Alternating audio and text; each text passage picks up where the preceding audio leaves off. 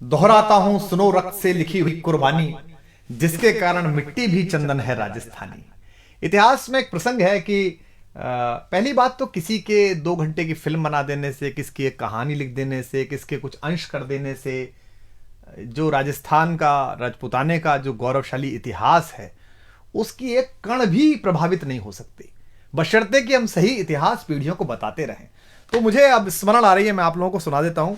पंडित नरेंद्र मिश्र जी, जो मेवाड़ राजवंश के राज्य कवि भी हैं और हिंदी के बड़े महनीय वीररस के कवि हैं, उन्होंने एक अद्भुत प्रसंग महारानी पद्मिनी के इस सारे जौहर पर और इस सब पर लिखा है। वो सुनने लायक है और विशेष रूप से उसमें गोरा बादल जैसे 2 चरित्र जो वीरता, शूरता, स्वामी भक्ति और अपनी मिट्टी के प्रति समर्पण के अप्रतिम प्रतिमान है। अद्भुत कविता है, मुझे स्मरण है तो मैं आपको सुनाता हूं कि दोहराता हूं सुनो रक्त से लिखी हुई कुर्बानी, जिसके कारण मिट्टी भी चंदन है राजस्थानी। रावल रत्न सिंह को छल से कैद किया खिलजी ने। अब वो आए थे उनके घर पर खिलजी। एक सामान्य संस्कार होता है, एक सामान्य अतिथि देवो भव होता है, पधारो हमारे देश का एक संस्कार होता है कि योद्धा हैं, अगर आपके शत्रु हैं, लड़ाई हुई है, उसके बाद भी अगर संधि हुई है, घर तक आए हैं, तो उसी सौम्यता में महाराणा उनको छोड़ने गए बाहर तक और वहां उनको छल पूर्वक कैद कर लिया गया। चूंकि वो छली प्रजाति है तो अब इसको महाराणा वहां कैद हैं।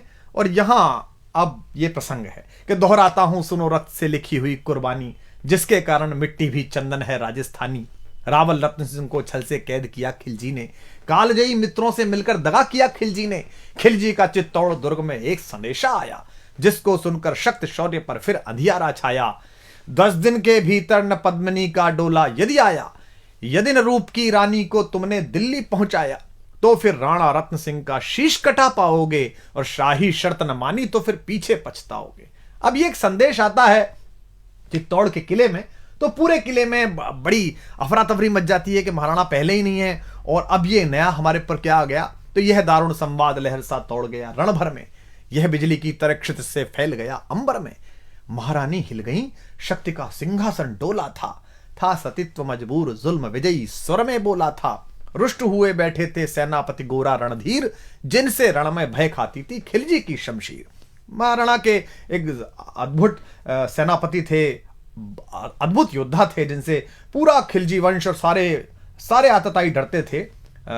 सेनापति गोरा और उनके भतीजे थे बादल, जो वीरता के अप्रतिम प्रतिमान है, जैसा मैंने कहा। तो जब ये प्रसंग तय हुआ कि महारानी पद्मिनी को शीशे में दिखा दिया जाएगा और ये सब हुआ, इतिहास में ये प्रसंग है और नरेंद्र मिश्र जी ने अपनी कविता में लिखा है, तो इस बात पर वो नाराज हो गए। उन्होंने कहा कि मैं सेनापति हूं, मेरा बोलने का अधिकार नहीं, पर यह संभव नहीं है, कोई व्यक्ति ऐसे भी क्यों देखे। तो राणा रतन सिंह ने सुनते हैं कहा है कि तुम राजनीति नहीं जानते हो, हर समय तलवार निकाल लेते हो, चलो। तो वो नाराज हो गए और वो किला छोड़कर चले गए। तो ये था कि जिससे रण में भय खाती थी खिलजी की शमशीर, रुष्ट हुए बैठे थे सेनापति गोरा रणधीर। अन्य अनेकों मेवाड़ी योद्धागढ़ छोड़ गए थे, रत्न सिंह की संधि नीति से नाता तोड़ गए थे, पर रानी ने प्रथम वीर गोरा को खोज निकाला। वन वन भटक रहा था मन में तिरस्कार की ज्वाला।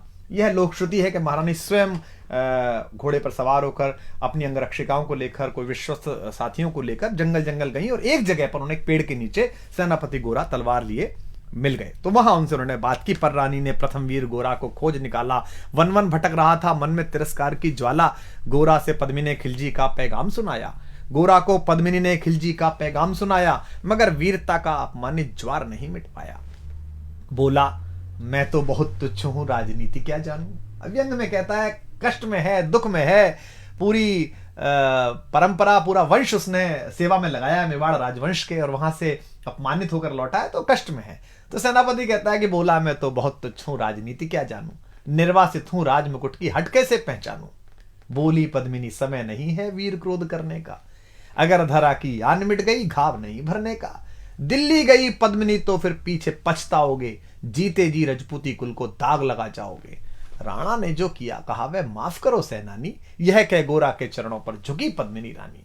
अब पद्मिनी, महारानी पद्मिनी, मेवाड़ राजवंश की आभा, मेवाड़ राजवंश की ज्योति, वो सेनापति को प्रणाम कर रही है चरणों में झुक के। ये क्या दृश्य है ये क्या करती हो गोरा, पीछे हट बोला। और रजपूती गरिमा का फिर धधक उठा था शोला। महारानी हो तुम सिसोदिया कुल की जगदम्बा हो, प्राण प्रतिष्ठा एक लिंग की ज्योति अग्निगंधा हो। किन शब्दों से सम्मानित कर रहा है महारानी को। वो उस समय कैसी स्थिति रही होगी महारानी की कि पति कैद में है, जहां जंगल में हूं, लेकिन वो उनको बता रहा है कि आप कौन हो।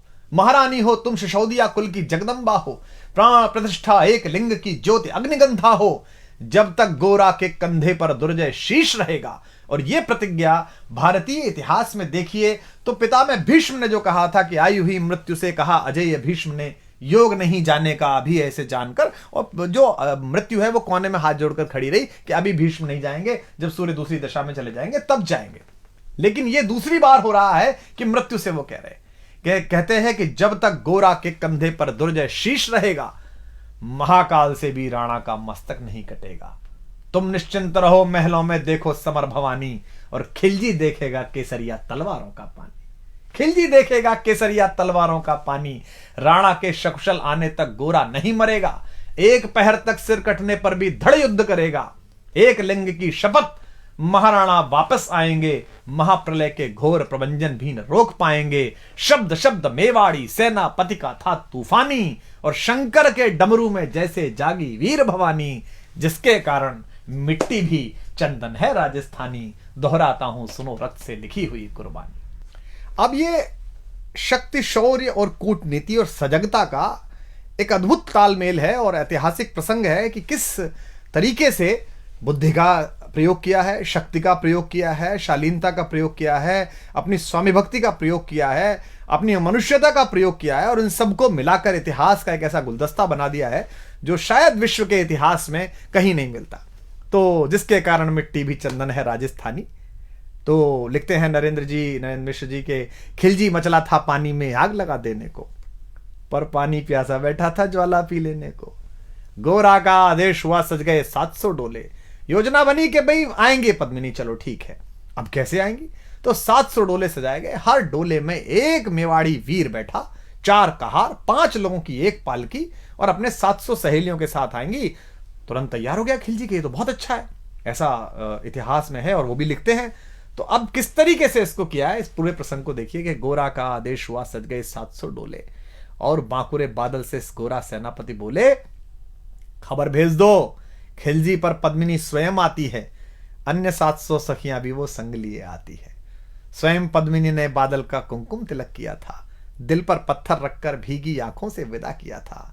एक युवा तेजस्वी योद्धा और मातृवत मां पद्मिनी ने जब उसे विदा किया होगा, दृश्य देखिए। और 700 सैनिक जो यम से भी भिड़ सकते थे, हर सैनिक सेनापति था, लाखों से लड़ सकते थे, एक एक कर बैठ गए, सज गई डोलियां पल में, मर मिटने की होड़ लग गई मेवाड़ी दल में, मर मिटने की होड़ लग गई थी मेवाड़ी दल में। हर डोली में एक वीर था, 4 उठाने वाले, पांचों ही शंकर के गण की तरह समर मत वाले, पांचों ही अपने आप में अद्भुत थे। बजा कूच शंख सैनिकों ने जयकारी लगाई, हर हर महादेव की ध्वनि से दशों दिशा लहराई। गोरा बादल के अंतस में जगी ज्योति की रेखा, मातृभूमि चित्तौड़ दुर्ग की ओर फिर जी भर कर देखा, मातृभूमि चित्तौड़ दुर्ग को फिर जी भर कर देखा। कर अंतिम प्रणाम घोड़ों पर चढ़े सुभग अभिमानी। उन्हें पता है कि वो जहां जा रहे हैं वहां से जीवित वापस आना बहुत मुश्किल है। कर अंतिम प्रणाम घोड़ों पर चढ़े सुभट अभिमानी, देशभक्ति की निकल पड़े लिखने को अमर कहानी, जिसके कारण मिट्टी भी चंदन है राजस्थानी, दोहराता हूं सुनो रक्त से लिखी हुई कुर्बानी। जा पहुंचे डोलियां एक दिन खिलजी की सरहद में, उधर दूत भी जा पहुंचा खिलजी के रंग महल में। बोला शहंशाह पद्मिनी मलिका बनने आई है, रानी अपने साथ हुस्न की कलियां भी लाई है, एक मगर फरियाद फकत उसकी पूरी करवा दो, राणा रतन सिंह से केवल एक बार मिलवा दो। खिलजी उछल पड़ा यह कह फौरन हुक्म दिया था, खिलजी उछल पड़ा यह कह फौरन हुक्म दिया था, बड़े शौक से मिलने का शाही फरमान दिया था। बस एक बार भेंट करना चाहती हैं। अब भेंट में क्या था कि महारानी के डोले में कविता कहती है कि एक लोहार बैठा हुआ था और साथ में ये गए थे सेनापति जी ताकि वो बेड़ियां काट सके। वह शाही फरमान दूत ने गोरा तक पहुंचाया। गोरा झूम उठे, क्षण बादल को पास बुलाया, बोले बेटा वक्त आ गया अब कट मरने का, बोले बेटा वक्त आ गया है अब कट मरने का, मातृभूमि मेवाड़ धरा का दूध सफल करने का। यह लोहार पद्मिनी भेष में बंदी ग्रह जाएगा, केवल 10 डोलियां लिए गोरा पीछे धाएगा, यह बंधन काटेगा हम राणा को मुक्त करेंगे। घुड़सवार कुछ उधर आगे की ही तैयार रहेंगे, जैसे ही राणा आए वे सब आंधी बन जाएं और उन्हें चित्तौड़ दुर्ग पर वे सकुशल पहुंचाएं।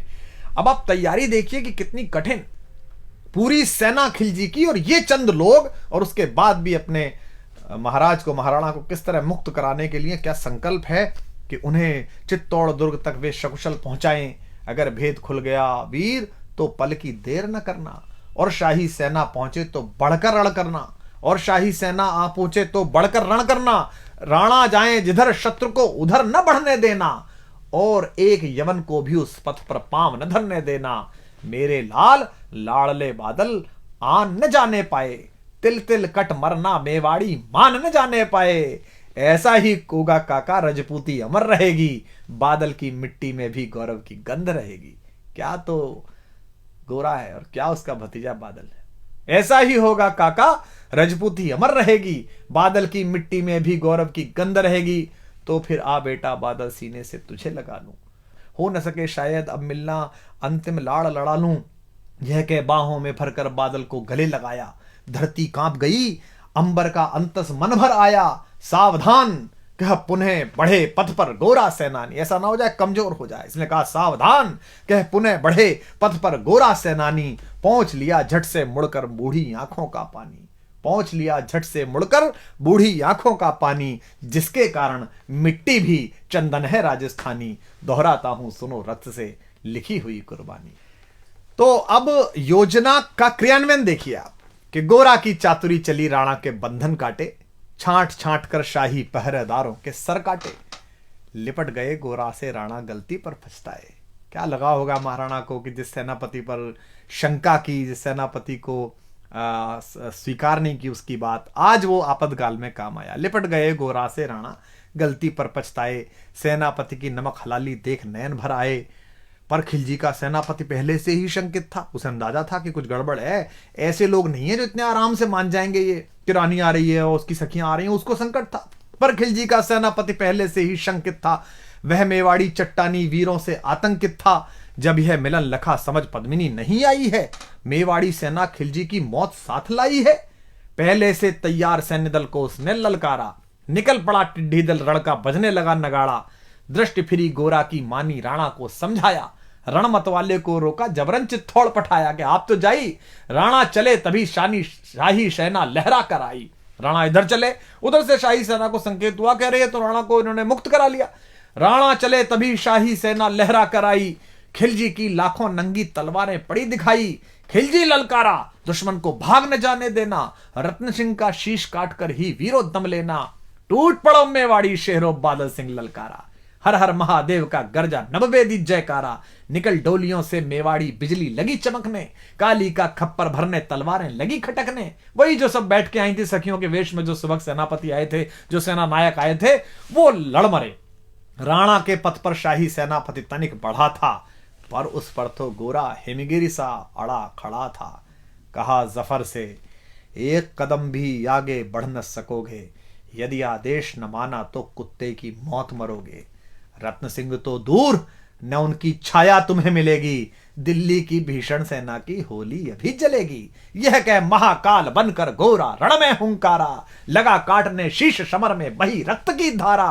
खिलजी की असंख्य सेना से गोरा घिरे हुए थे, पर वे मानो रण में मृत्युंजय बने हुए थे। इतने सारे सैनिक और एक योद्धा। पुण्य प्रकाशित होता है जैसे अगणित पापों से, फूल खिला रहता असंख्य कांटों के संतापों से। वो मेवाड़ी शेर अकेला लाखों से लड़ता था, बढ़ा जिस तरफ वीर उधर ही विजय मंत्र पड़ता था। इस भीषण रण से दहली थी दिल्ली की दीवारें, गोरा से टकरा कर टूटी खिलजी की तलवारें। मगर कयामत देख अंत में छल से काम लिया था। गोरा की जंघा पर अरि ने छिपकर वार किया था, पैर पर तलवार मार दी। जो ही गिरे वीरवर गोरा जफर सामने आया। शीश उतार दिया धोखा देकर मन में हर्ष आया। मगर वाहरे मेवाड़ी गोरा का धड़ भी दौड़ा। किया जफर पर वार की जैसे सिर पर गिरा हथौड़ा। एक बार में ही शाही सेनापति चीर दिया था। जफर मोहम्मद को केवल धड़ ने निर्जीव किया था। शीश कट गया। उसके बाद भी सेनापति गोरा लड़ रहे हैं, उनका धड़ लड़ रहा है। हमारे बहुत बड़े कवि हैं कुमार शिव, राजस्थान में जज भी रहे। उनकी बहुत प्रसिद्ध गजल की पंक्ति है कि जब उनके शीश समरभूमि में उतरते थे, जब उनके शीश समरभूमि में उतरते थे, वे ऐसे लोग थे जिनके कबंध लड़ते थे। तो उनका कबंध, उनका धड़ लड़ रहा है। जफर मोहम्मद, ज्यों ही जफर कटा शाही सेना का साहस लर्जा। काका का धड़ लख बादल सिंह महारुद्र सा गरजा। अरे कायरो नीच बांगड़ो छल में रण करते हो, किस बूते पर जवा मर्द बनने का दम भरते हो। यह कहकर बादल उस क्षण बिजली बनकर टूटा था, मानो अंबर से धरती पर अग्निशिरा छूटा था। ज्वालामुखी फटा हो जैसे दरिया हो तूफानी, सदियों दोहराएंगी बादल की रणरंग कहानी। क्या पंडित जी ने क्या उत्तम शब्द इस्तेमाल किया है, सदियों दोहराएंगी बादल की रणरंग कहानी। अरिका भाला लगा पेट में आंतें निकल पड़ी थीं, जख्मी बादल पर लाखों तलवारें खिंची खड़ी थीं। कसकर बांध लिया आंतों को केसरिया पगड़ी से, पेट फट गया और पगड़ी उतारी और इस पर बांध ली। रंचक डिगा न वह प्रलयंकर, सम्मुख मृत्यु खड़ी से। अब बादल तूफान बन गया, शक्ति बनी फौलादी, मानो खप्पर लेकर मैं रण में लड़ती हो आजादी। उधर वीरवर गोरा का धड़ अरिदल काट रहा था, उधर वीरवर गोरा का धड़ अरिदल काट रहा था, और इधर बादल लाशों से भूतल पाट रहा था। आगे पीछे दाएं बाएं जमकर लड़ी लड़ाई, उस क्षण समर भूमि में लाखों बादल पड़े दिखाई। मगर हुआ परिणाम अंत में वही कि जो होना था, उनको तो कण कण अरियों के शोणित में धोना था। मेवाड़ी सीमा में राणा सकुशल पहुंच गए थे, गोरा बादल तिल तिल कटकर रण में खेत रहे थे। एक एक कर मिटे सभी मेवाड़ी वीर सिपाही, रत्न सिंह पर लेकिन रंचक आंच न आने पाई। गोरा बादल के शव पर भारत माता रोई थी। क्या क्या युद्ध है, क्या युद्ध है। गोरा बादल के शव पर भारत माता रोई थी, उसने अपनी दो ज्वलंत प्यारी मणियां खोई थीं। धन्य धरा मेवाड़, धन्य गोरा बादल अभिमानी, जिनके बल से रहा पद्मिनी का सतत्व अभिमानी।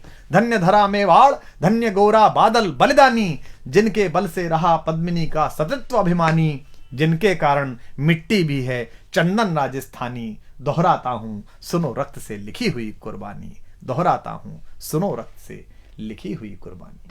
अब देखिए, रत्न सिंह पर लेकिन रंचक आंच न आने पाई। अगर आप ये प्रसंग अपनी पीढ़ियों को नहीं सुनाएंगे, अगर इस इतिहास की इस व्याख्या को आप अपनी पीढ़ियों तक नहीं पहुंचाएंगे, तो ये जो जमूरे हैं, ये जो जाहिल हैं, जिन्होंने कुछ पढ़ा नहीं है, कुछ जाना नहीं है, मिट्टी से प्रेम नहीं किया है, 19वीं माले पर बैठकर जो इस देश के इतिहास, इस देश की संस्कृति की व्याख्या करते हैं, बंबई में बैठकर या कहीं भी बैठकर, आप फिर इनसे नाराज होंगे ही नहीं। इसलिए ज़्यादा आवश्यक है कि इनके प्रति ध्यान देने के बजाय आप अपनी पीढ़ी को, आने वाली पीढ़ियों को ये इतिहास सिखाएं, बलिदान सिखाएं। मैं स्वयं अपने परिवार को लेकर 4-4, 5-5 दिन हल्दी घाटी, गोगुंदा, चावण सब जगह लेकर जाता हूँ, बताता हूँ, बताया है पीढ़ियों को कि ये चावण है, यहाँ पर अंतिम संस्कार हुआ था उस स्वाधीनता के सबसे बड़े पैरोकार। विश्व भर में अगर अपनी निजी स्वतंत्रता, निजता और स्वाभिमान की अगर किसी को लड़ाई लड़नी हो, तो उसको एक बार कुंभलगढ़ उस दरवाजे पे जाना चाहिए, उस छोटे से कक्ष में जाना चाहिए जहां महाराणा पैदा हुए। तो गोरा बादल के शव पर एक एक कर मिटे सभी मेवाड़ी वीर सिपाही, रत्न सिंह पर लेकिन रंचक आंच न आने पाई। गोरा बादल के शव पर भारत माता रोई थी। क्यों भारत माता क्यों रोई? दो योद्धाओं पर। गोरा बादल के शव पर भारत माता रोई थी, उसने अपनी दो ज्वलंत प्यारी मणियां खोई थी। युद्ध केवल एक राजा को, महाराणा को मुक्त कराने का नहीं था। युद्ध यह था कि हम अपनी सीमा, अपनी जगह पर अपनी निजता और स्वाभिमान के साथ जीते हैं। हम दूसरे की किसी सीमा का अतिक्रमण नहीं कर रहे, दूसरे के स्वाभिमान को हम चुनौती नहीं दे रहे। हमारे घर में आई हुई कोई भी महिला, कोई भी पुरुष हमारे लिए अतिथि है, हम अपने अतिथि के लिए अपने किला कुर्बान कर देते हैं। हटी हमीर को देखा, ये क्या है कि आप किसी के दरवाजे पर जाकर अपनी गुंडाई करेंगे तलवारों के नाम पर? यह युद्ध है स्वाभिमान का कि गोरा बादल के शव पर भारत माता रोई थी, उसने अपनी दो ज्वलंत प्यारी मणियां खोई थी। धन्य धरा मेवाड़, धन्य गोरा बादल अभिमानी, धन्य धरा मेवाड़, धन्य गोरा बादल अभिमानी, जिनके बल से रहा पद्मिनी का सतत्व अभिमानी, जिसके कारण मिट्टी भी चंदन है राजस्थानी। दोहराता हूं सुनो रक्त से लिखी हुई कुर्बानी। बैंकॉक, हांगकांग, लॉस वेगस मत जाइए, राजस्थान घूमने जाइए, एक एक तीर्थ को प्रणाम करिए। अंडमान जाइए, वो पिस्तौल देखिए जो चंद्रशेखर आजाद ने हिंदुस्तान में इस्तेमाल करी। अपनी पीढ़ियों को सही तीर्थ सिखाइए, सही देवता सिखाइए, जिसके कारण मिट्टी भी चंदन है राजस्थानी। दोहराता हूं सुनो रक्त से लिखी हुई कुर्बानी।